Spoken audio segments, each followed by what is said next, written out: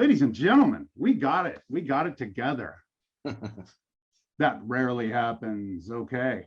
So, hey, we've got an exclusive, insightful, and hard-hitting interview tonight for all of you people out there. We have citizen mycologist, director, producer, and the amazing Mushroom Wonderland kingpin, Aaron Hilliard. Okay. He's got an amazing foraging channel over on YouTube devoted pretty exclusively to the mushroom world. Okay.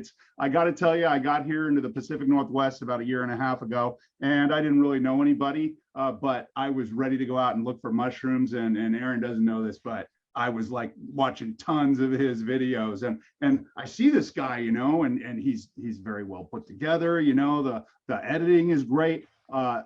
He's just over the county line in Kitsap County. I'm in Pierce, and as he's doing these videos, it all looks like my neighborhood. I was like so stoked to find you, and so I just started watching tons of videos, and before you know it, I was out there collecting mushrooms like a madman. So you were a big part of my welcome to the Pacific Northwest, and I really appreciate that. This cat right here, Aaron Hilliard, sorry, if you don't know, he has the best darn fungus foraging channel in the entire Pacific Northwest. I'm telling you, that's saying something, because there's several of them out there, and he's very cool, laid back. He's talking to you like a human being instead of having some PhD up there, and yet you're still throwing out the cool, scientific names of the mushrooms, of the flora and fauna of the area around you, and it's just great. It's just so approachable. I really love watching it. So we are going to skip the preliminaries on this show,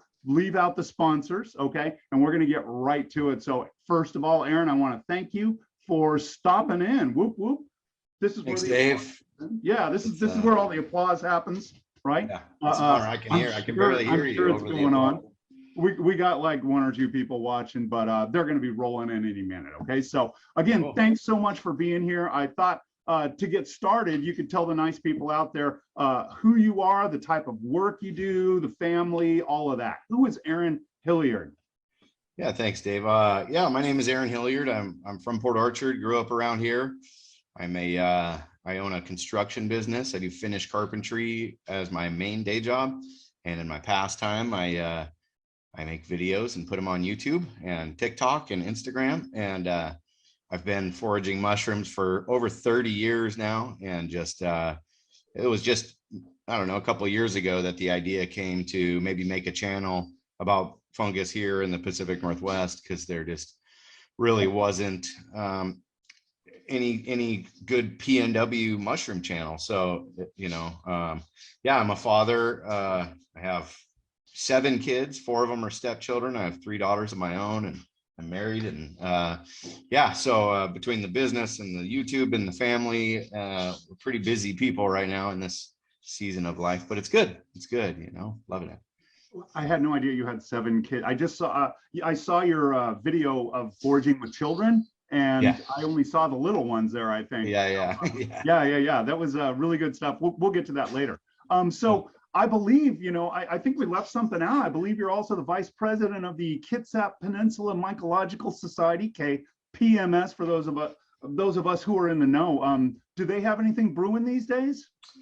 Yes, absolutely. Yeah, I guess I did forget to mention that. I often keep the club and Mushroom Wonderland separated, so I don't want to get people confused that this is part of the Mushroom Society. But yeah, it's the Mushroom Club here on the Kitsap Peninsula, which is basically a big island with one small connection right square in the middle of the Puget Sound Basin.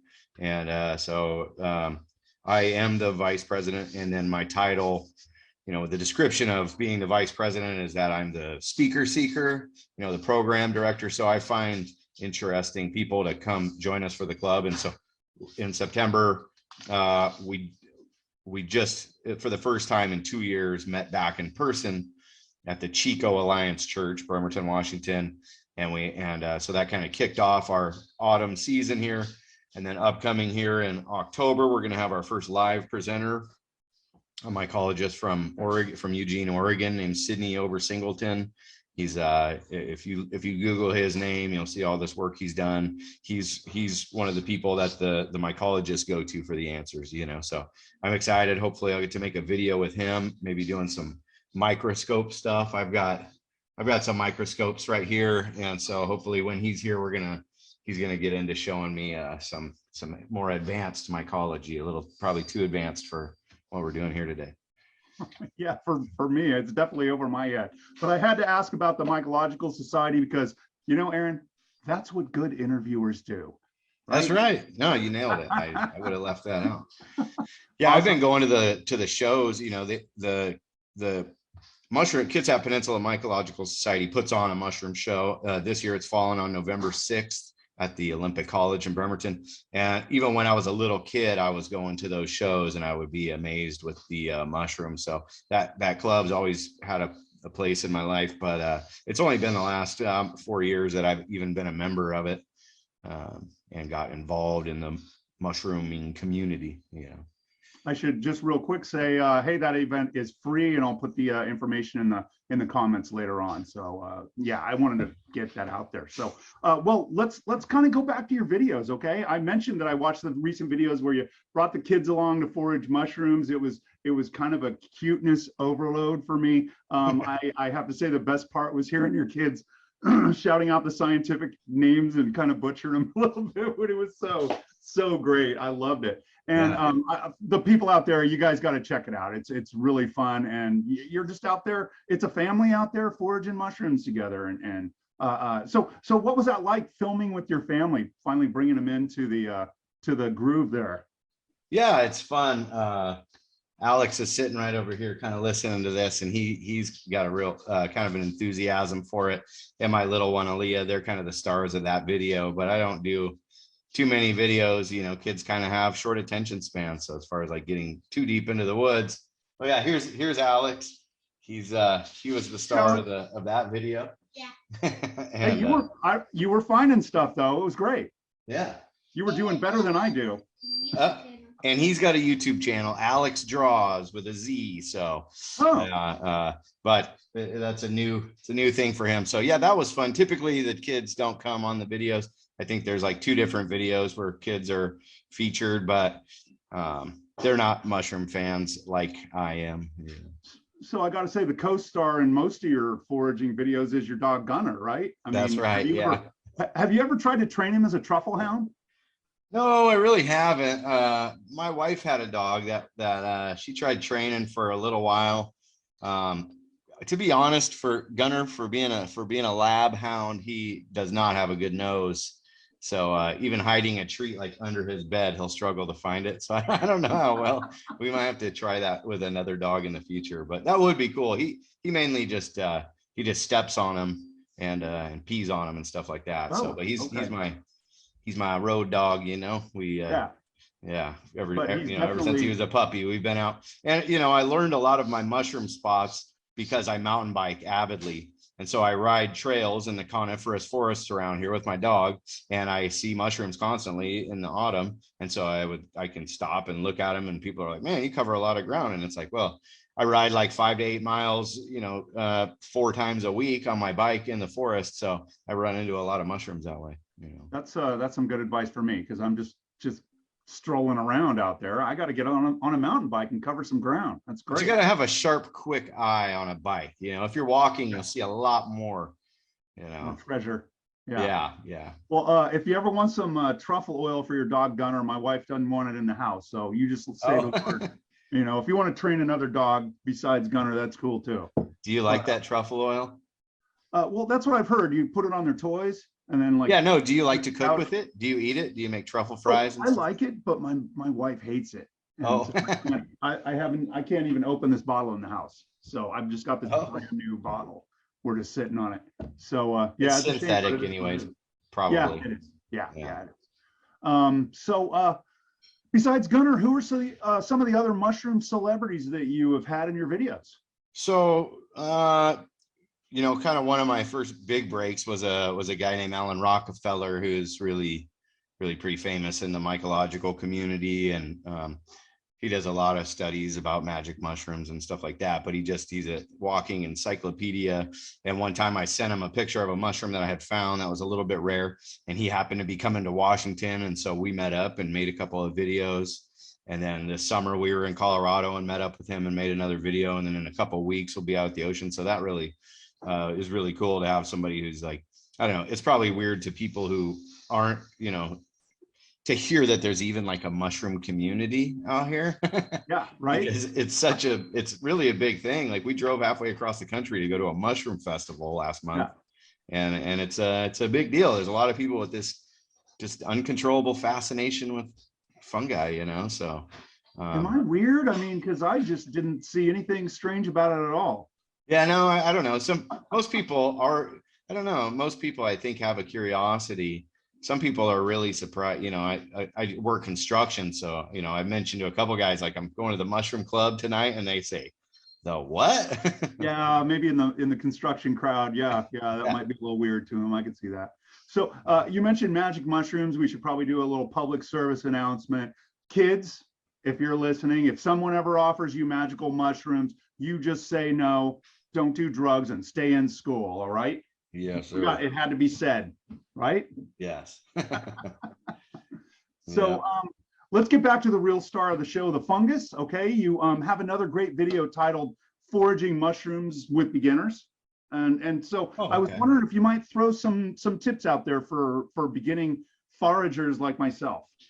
Definitely. Well, I guess my first tip would be, if you want to learn to pick wild mushrooms to eat, I'm assuming that's what you want to do with them, is that you want to eat. There's a lot of uses for mushrooms. There's medicinal mushrooms. There's mushrooms that people use to dye fabric with. There's mushrooms that can be, obviously eaten, some that can be used recreationally or whatever. Yeah. But this crowd on Indie Cooks probably looking for culinary mushrooms. So a good thing to do is learn one mushroom first. And here in the PNW, really anywhere, the chanterelle is an easy one to start with because it's unmistakable here in the Northwest. But a chanterelle is a really good one to start with because you look for the trees that they grow with firstly. So this is the fascinating part to me. I love this. Yeah, so some mushrooms, like for example, your grocery store button mushroom. There's two main types of mushrooms. There's saprotrophic or saprobic mushrooms, and then there's mycorrhizal mushrooms.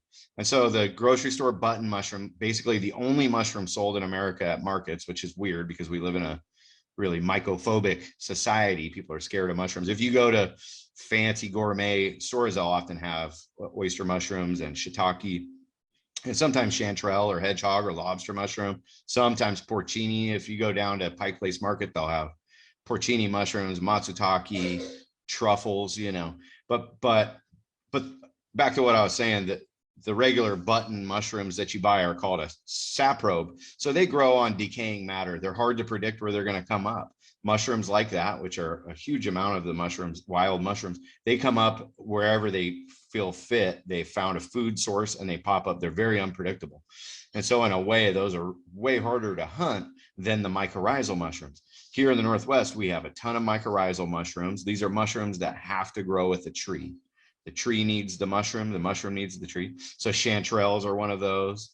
Porcinis are one of those. Lobster mushrooms are one of those. Matsutake are one of those. So a lot of the most popular mushrooms here in the Northwest grow with trees. So you go to a forest where there's a lot of trees, and here the big conifer trees are evergreen trees. Douglas fir or the western hemlock, they're host to tons of these mushrooms once the rain starts to fall. So all the mycophiles, that's people who have a real interest in mushrooms. We saw that rain falling yesterday and everybody got excited because the forest is going to start to wake up. We've been in a terrible dry spell. And so once the ground gets saturated, these mushrooms are going to come to life, and you can go back to the same spot every year and find your mycorrhizal mushrooms. They stay attached to the roots of those trees. So they're easy to predict where they're going to come up, So. That's awesome. I want to kind of explore, I want to kind of run through some different mushrooms and kind of like put some of this all together. Yeah. Right. And so you mentioned so many of just like the mushrooms I wanted to ask about, because those are the culinary mushrooms. I feel pretty confident myself with those because I've been working with them all these years. But I don't know the relationships as well. So could we just kind of run through some of these mushrooms, and you can say, yeah, for instance, you're looking for this mushroom, we're above ground, we're looking for this, this, and this, right? Some of those mycorrhizal relationships that you talk about, right? So let's start with like what I think is one of the most interesting mushroom things going on out there, the lobster mushroom. And I have been hunting and hunting. I finally found one teeny little one, and I was just like, yeah, it's going to be easy now. Okay. Yeah. Tell us about a lobster mushroom and kind of what we're looking for, and really what's going on with a lobster mushroom, because it's so cool. So a lobster mushroom, let me show you a picture. These are what lobster mushrooms look like, right? They look bright orange. These are some really healthy ones. Those are pretty. So this is actually a relationship between many things. It takes a lot of relationships to make these mushrooms. And it's called a lobster mushroom because some people claim it tastes like lobsters. It kind of has a seafood like smell. And so it's actually two funguses that grow together to make one mushroom that's a lobster mushroom. So there's a host and then a parasite that takes over the host, and it transforms it from a relatively boring mushroom, which is still edible and ultra common around here. But once the parasite, called Hypomyces lactiflorum, it clings on to this host mushroom called a Russula brevipies, and then it will contort it. It changes the color and the whole morphology of it and turns it into a desired edible. Without the parasite, the mushroom is really not a desired edible. In Russia, they eat them. They pickle them, the unparasitized host. And so one of the most famous mushroom authors out there calls the host mushroom, the Russula brevipies, he calls it the most boring mushroom in the forest, because it's just this big white plain looking vase shaped mushroom when it's fully mature, and they grow huge. I have a picture somewhere of me sitting on one, like literally like a toadstool. I wasn't actually sitting, it would have smashed and got mushroom all over me, but I was, it looked like I'm sitting on it because they're huge. But when this parasite gets on the mushroom, then it contorts it, totally covers up the gills. This might be going into a whole nother topic. No, keep talking. I'm loving it. But it takes it over, it makes it tasty, and then it won't allow the host to release its spores. The parasite creates spores on the host, which is crazy. And I found a parasitized one right next to an unparasitized mushroom, just within feet of each other, which is always a bizarre occurrence. And there's, they're relatively mysterious in the way that, like, I'm just hearing, like, mycologists say that they believe that the parasite is actually underground and it's always with those mushrooms. And I used to think the parasite only attacked the fruiting body. So the mushroom is basically a fruit, and the vegetative or the body of the mushroom is underground where you can't see it, And so that, very interesting. And besides the two mushrooms needing to come together to make one good mushroom, it also is mycorrhizal. So the host mushroom needs a tree to live with, and then the parasite needs the host. And then we need all three of those if we want to have lobster mushrooms with dinner.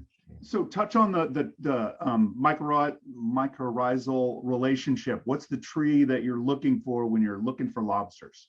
Yeah, here in the PNW, what's interesting is the mushrooms can associate with different trees. And you can find versions of lobster mushrooms all across North America. But here in the Northwest, they associate with conifers, so the evergreen trees, not red cedar. So the Western red cedar, they don't support mycorrhizal relationships. If you ever go into a big grove of cedar, you won't find many mushrooms. They just don't support that kind of thing. They're actually antifungal, and that's why a lot of people here in the Northwest build their houses and side them with cedar. They don't grow mushrooms well. But the Douglas fir, super important point right there, people. You won't find anything around cedars. You just are very little. Yeah. You can go into a grove of cedar and it's just like a wasteland. There's nothing growing under them. They're very acidic and they just don't support fungal life. But if you go down to the coastal communities in Oregon, like Cannon Beach, you look at all those houses are made out of cedar because the roof, the siding, everything, because all that moisture there, any other kind of wood is going to start to grow fungus on it, but the cedar is really resistant to it.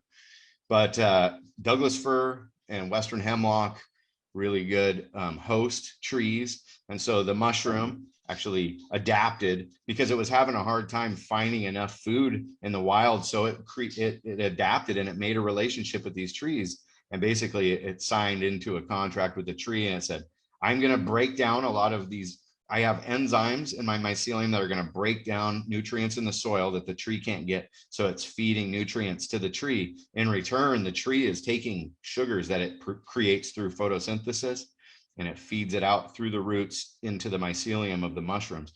And so you don't have healthy forests without the mycorrhizal mushrooms, and you will not have mycorrhizal mushrooms without the trees. That's why you can't propagate and cultivate chanterelles easily. There's people who have tried over the years, but you got to have trees that are 30 years old before they start to have these real mycorrhizal connections established, and have rot basically, right? Kind of, well, no, on these ectomycorrhizal mushrooms like chanterelles, lobster mushroom, matsutake, porcini, the mycelium just kind of wraps around the outer sheath of the roots of the tree. And so it's just feeding, and it's just got this relationship. It's super interesting. You could go down a rabbit hole for hours about mycorrhizal connections with trees and plants. So when I'm looking for culinary, lobster mushroom, super easy to identify. Chanterelle, super easy to identify. They all grow with the conifers here. So the dense conifer forest, moss covered floor, those are the forests that you want to be in when you're looking for chanterelles. If you're out in a big grassy field, you ain't going to find a chanterelle anywhere near there. Right. If you're in a grove of alder trees, not going to find chanterelles there. Right. So I got to say, people, check out his lobster mushroom video. Okay. Mushroom Wonderland on YouTube. Go over there and you'll do a little bit deeper dive. But I got to say, that was, you covered most of it right there. That was some good stuff, but he's in some much better scenery there. It's just gorgeous where we live, and I just love it. And the lobster mushroom, it just blows my mind. It's like a zombie movie or something. It takes this mushroom over and contorts it and completely changes it into a different organism. It's amazing to me. And not only is it good to eat, but when the fruiting bodies are boiled in water and you can add mordant to it, you can dye protein fabric like wool or silk, and the lobster mushrooms make like the most vibrant magenta and pink and purple colors in fabric. So there's a woman, Alyssa Allen, who runs mycopigments.com, and she does workshops where people go and they dye wool and stuff. These just amazing colors you would never imagine came from a mushroom. It was pretty. It kills the chef in me to think somebody's using lobster mushrooms for fabric dye. Right. To me, it's like, I mean, they're big money out there, right? I mean, oh yeah. I've seen them selling for $49.95 a pound at Pike Place Market. But like last week, I uploaded a video. My last video, in fact, I just went out for a walk with my dog Gunner. We found a bunch of chanterelles, of lobster mushrooms, a few pounds, and they were all past their prime. They were riddled with worms. They were falling apart, but they're still good to dye with. So that's a good point. You don't want to eat those ones, but you can still take them and dry them. And then later on, we're going to make a video dyeing fabrics with mushrooms, at least one video. Great. So collecting all these old, nasty lobster mushrooms, they'll still dye fabric really well. Yeah. That's a good point. And I'm glad you're doing that. Because no one thinks about that, using mushrooms for fabric dye. Right. And to use them for using the old buggy, wormy ones and everything. Yeah, that just makes sense. That's awesome. Yeah. You mentioned chanterelle and lobsters pretty much share the same landscape, conifers, huckleberry, things like that, right? Yep. Most of these mycorrhizal mushrooms do prefer these forests around here, these dark conifer evergreen forests, with a lot of moss on the ground. They like that. They don't like a lot of sunlight. They don't like wind movement, so a stagnant, damp, dark area, they love growing and stuff like that. Yeah. So tell us about an oyster mushroom then. I find loads of oysters around here. Where am I going to find those? So an oyster mushroom is actually a saprobic mushroom. It's not mycorrhizal. It's not growing. It's growing on dead, decaying matter. So the alder trees, it's like our main hardwood around here. We have We have the big leaf maple, and we have the red alder. And red alder seems to be host to the oyster mushrooms the most. And if you go near a wetland, there's going to be a lot of alder trees growing around it. And wherever there's alder trees, there's alder logs laying down. And oyster mushrooms, easy to identify. They're a gilled mushroom, so they have gills underneath. Look like the grocery store button, a portobello underneath there has gills. And they love growing on those red alders. So all the way from spring through winter, pretty much all year round, there's a chance you can find oyster mushrooms. And they're pretty unmistakable. If you're finding them on hardwood, you could Google a picture of them if you're curious about oyster mushrooms. Really easy to find. They sell it for $10 a pound at the grocery store. You could go out in the woods and find them growing on a dead alder log or a snag. They're often fruiting up these, dead snags. But the one thing about oyster mushrooms around here, we found so many beautiful ones in the fall, and there's foraging videos on my channel where we pick a bunch of them. And in my experience, like almost no matter how clean they appear, you let them sit in a paper bag in the fridge for a day and they're going to be crawling with worms because the little flies lay larvae in them. So of all the mushrooms, oyster mushrooms seem to get the wormiest the fastest. I don't know. And so yeah, I've eaten a lot of worms, but it's just still exciting to me. I'm finding my own mushrooms. I'm going to eat them, but I always kind of break them open, make sure there's no mature worms as I'm picking them. Yeah, you're right. They do kind of turn pretty quickly. So I just take them home and cook them, and yeah. Some of those worms are pretty tough. We cooked some last spring, cooked them for like 10 minutes, and then we're sitting down, and I just take this fork load up to my mouth, and here's this little white worm with a black head just staring at me, and I can't do it. I just can't do it.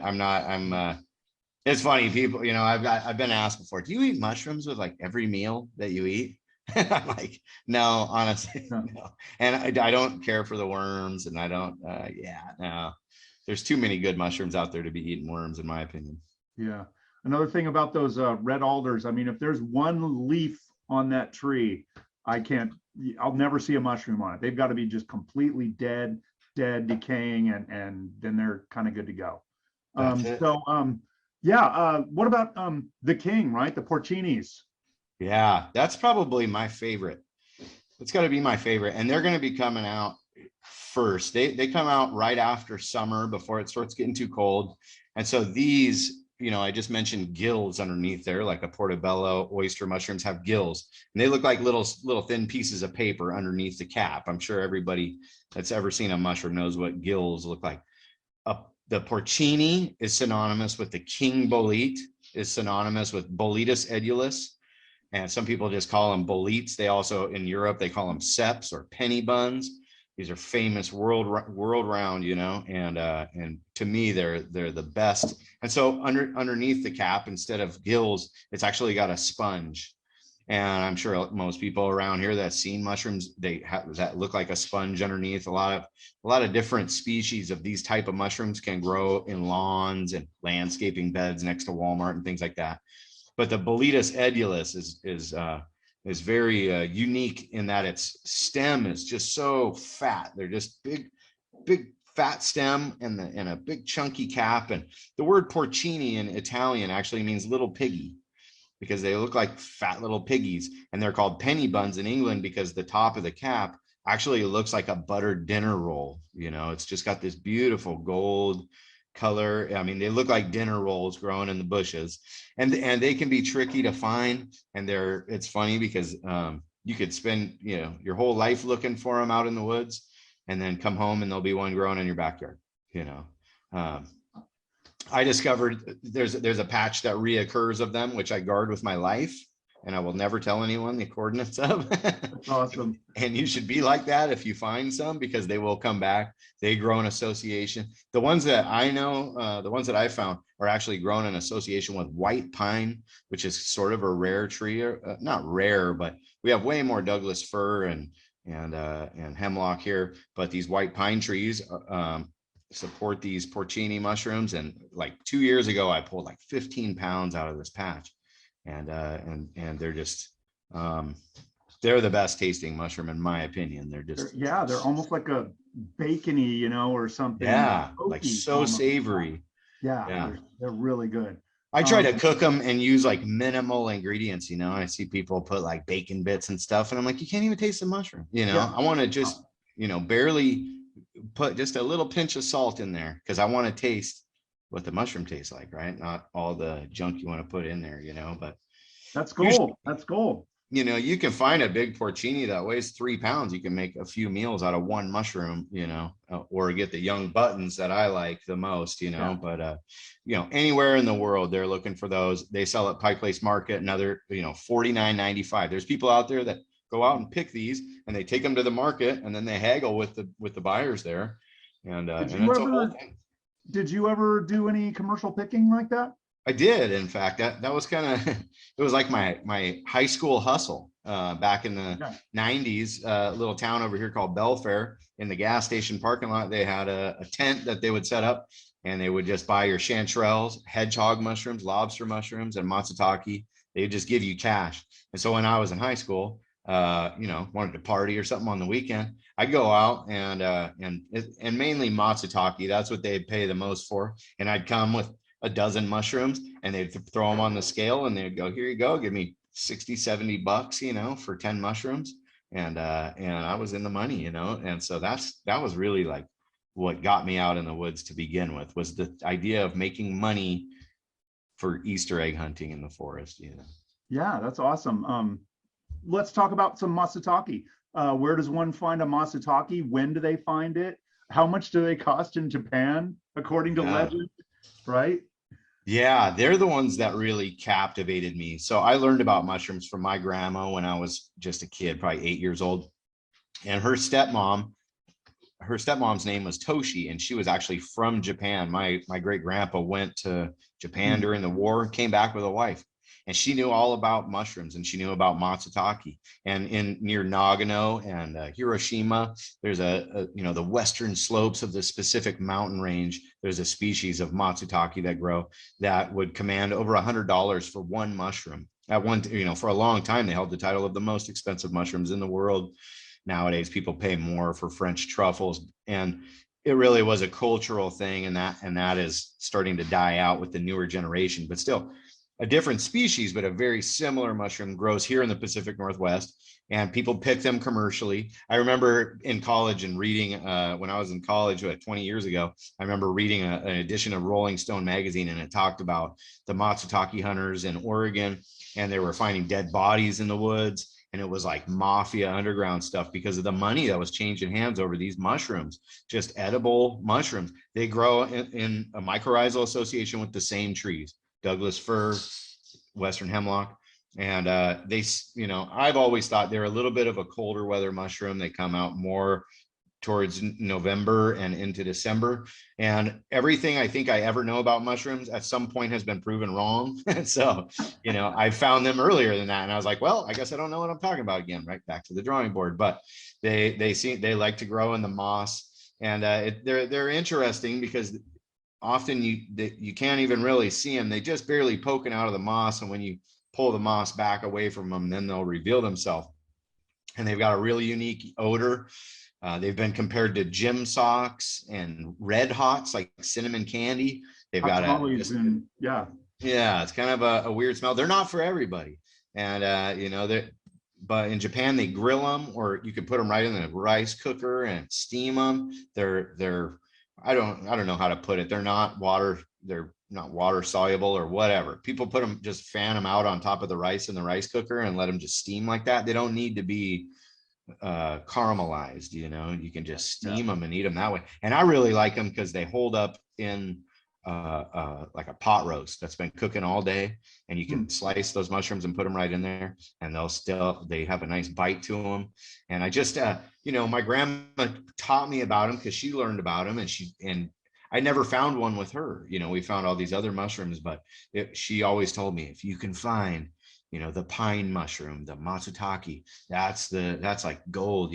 So I was so excited when I started learning to find them, that I got obsessed when I was 16 years old. I was out in the woods all day in the fall, and I didn't, there was no internet, and I didn't know about a mycological society so much. And plus I was too cool for that. I was kind of shy about my interest in it, but I've always been in the woods just trying to find mushrooms. And matsutake were like definitely the apple of my eye in the beginning, trying to find those. And I find them now in pretty good quantity.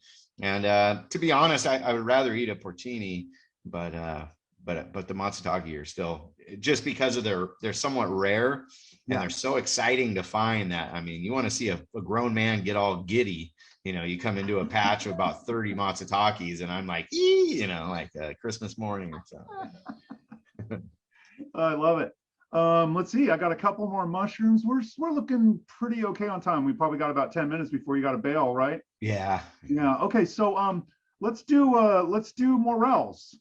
They're kind of morels. where do we Yeah. find morels?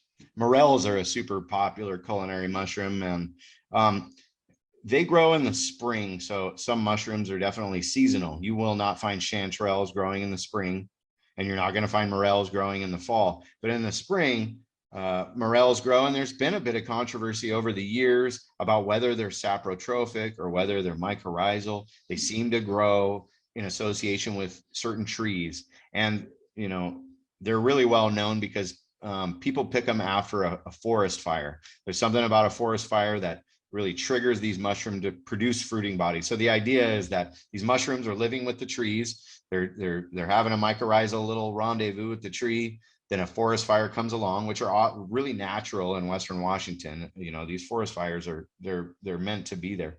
And so it burns. The mushrooms go, oh no, our tree's dying. We need to get out of here and find new healthy trees. So they come out in droves, and they produce billions of spores that go out into the wind to find healthy forests that they can keep growing with. Eventually that burned area will regrow, and the mushrooms will move back there. And but while it's fruiting, like last spring, my wife and I went to the Cedar Springs fire over here by Natchez. It was 100,000 acre fire, and they just grow in clusters coming out of the dirt, and they're a very strange looking mushroom. They've got all these little pits and holes in them, and but some of the most almost, right?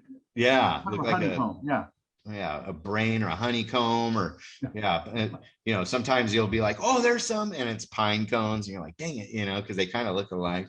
But some people just think they're the absolute best, and will trek, hike 10 miles into the forest fires, which can be dangerous. Honestly, there's like mudslides, and I mean, it can get pretty nasty out there. We were covered in black soot and mud on our boots and stuff, but it's such a fun excuse to like get outdoors, and and we're like, you ready to go morel picking? When the spring comes.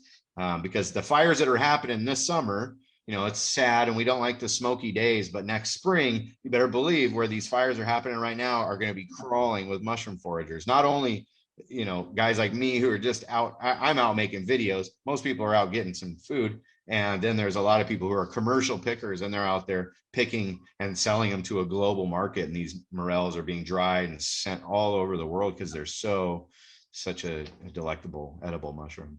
Oh, they pack a punch of flavor. They're delicious. One of my favorites, probably comes in second to the porcinis. Sorry.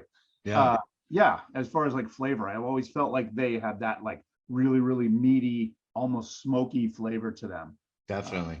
Yeah. And I've thought that they only grew in Eastern Washington, or that they're really super rare here in Western Washington, and that they're mycorrhizal. And then last spring, totally proven wrong. A state park right here near Bremerton, right at sea level, I came into a patch of these growing. I mean, they were the most beautiful morels I'd ever seen. And we pulled probably 6 pounds out from underneath big leaf maple trees, which aren't known to have mycorrhizal partners. So these mushrooms act completely like saprotrophs. I even have a picture of a stick with a morel growing on it. It just happened to have some soil on the stick that this fruiting body had grown off of, but it was a good example of the fact that they're not mycorrhizal, that they can pop up anywhere. So keep your eyes open in the spring. Often they grow in compost piles and in your garden and stuff like that. And they're really unmistakable. I mean, if you find one that looks like a morel, I mean, Google a picture of a morel, and if you find something that looks like it, every one of the species in that whole genus Morchella are all edible, good edible mushrooms. And you know, I've heard you kind of speak to, you know, the idea that all the mushrooms are toxic. You've got to be so careful. Can you kind of touch on that a little bit? Absolutely. Yeah. You know, I mentioned being mycophobic, and America is considered a Yeah. mycophobic country because we don't, you know, we've got old world ideas that came over from Europe, and for hundreds of years in Europe, all through the Middle Ages and stuff, they thought all mushrooms were poisonous. They had all these ridiculous, you know, wives' tales about like, oh, if a mushroom's white, it's okay to eat, which is like absolutely the worst advice. All the destroying angels are white mushrooms, and they smell nice and they taste good, you know.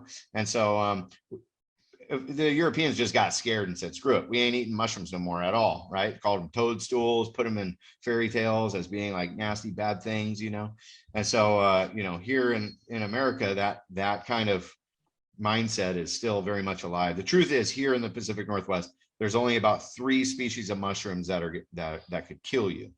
That would be the death cap, Amanita phalloides, which actually isn't native to this area, but came on the roots of some imported European trees. It's actually learning to associate with native trees around here. So it's moving in, and that is a dangerous one. It's responsible for 90% of all mushroom deaths. There's a wood-loving little mushroom that sometimes could be confused for psychedelic mushrooms called the Galerina marginata. It looks a lot like some psilocybe mushrooms that grow in wood chips around here, and that one has the same poisons that death caps do, and it's called the funeral bell because it'll send you to your funeral.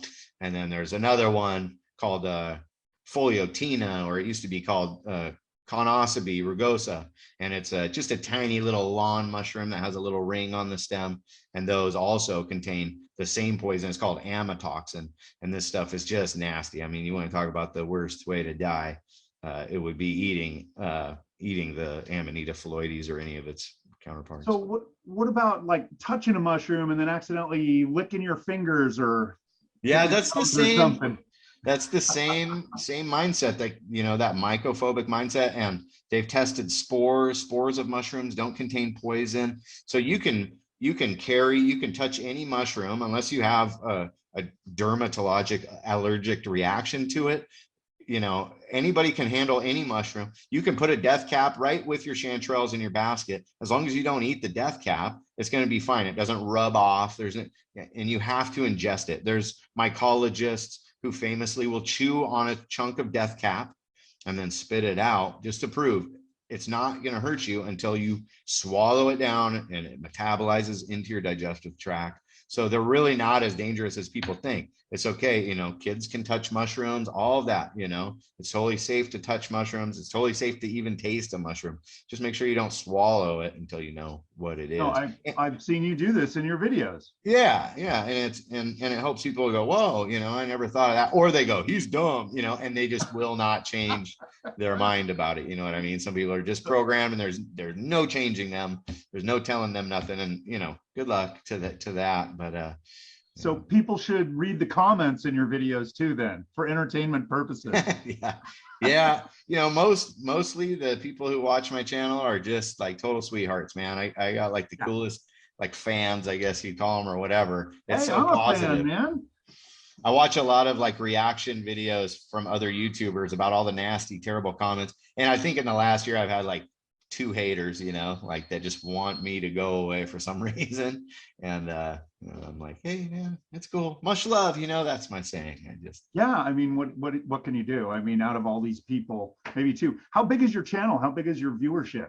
So we just crossed 29,000 subscribers. So it's still relatively small, you know. I mean, when you look at some of these guys that have like 1 million followers, but a year and a month ago, we had just hit 1,000 subscribers. I was pretty excited. So rocketed from 1,000 to 29,000 in a year. So it's gained a lot of popularity, and it's kind of cool. You know, we got to Colorado and we're on the street and somebody goes, hey, it's the YouTube guy, mushroom guy, or whatever. So it's kind of weird. That's awesome. Yeah. That's really weird, but yeah, it's cool. I mean, being in Colorado, you know, you must have been a little bit of a celebrity amongst the mushroom peeps, I would think. A little bit. Just a little. Okay.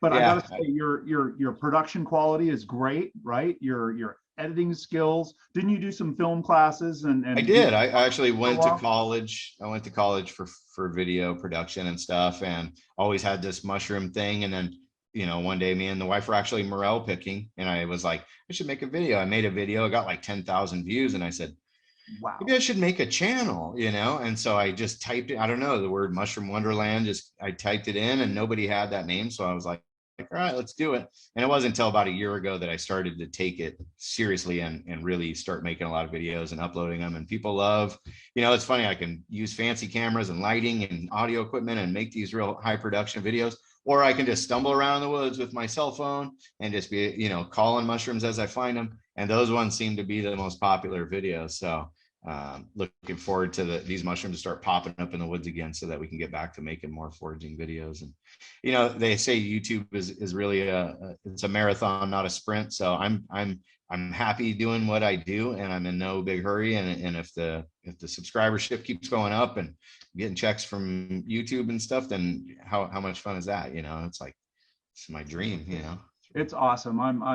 I think when I started watching you, your viewership wasn't 29,000, right? You know, yeah. And so I've just been kind of watching all along and seeing it grow. And I'm just like, wow, I kind of know that guy, you know. Yeah. We actually hung out that one day. We did. That was cool. Forgot about that.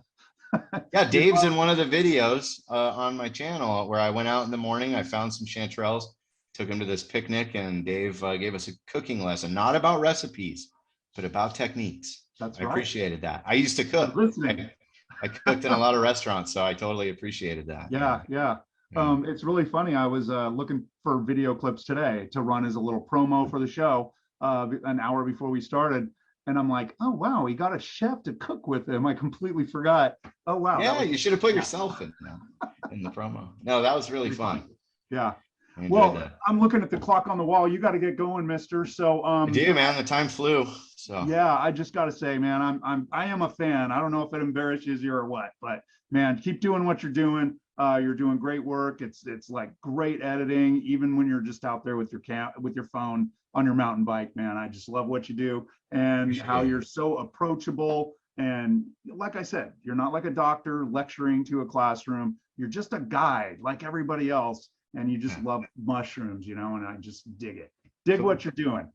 Okay. Thanks, so, man. Yeah, if you want, you can just kind of roll on out because I know you got someplace to be. And all. Yeah, I hope sometime this season, you know, we get together and make another video. I'll find some matsutake, and maybe you can show us a few different ways to prepare those or something. I get a lot of requests for cooking videos, and with the family and my construction business, it's really hard. You know, I would love to do more cooking videos as well as foraging videos, but it's a lot of work. So wow. Say the word. I'll do the heavy lifting, and maybe you'll show me your bolete patch. Oh, yeah. All right, brother. Well, thanks, you can head on out, and I'll take it on home from here, and we'll talk soon. Cool. Thank you all. Appreciate it. Awesome. Right. Take care. All right. Bye. All right. So that was Aaron Hilliard, everybody. You got to check out his show, Mushroom Wonderland.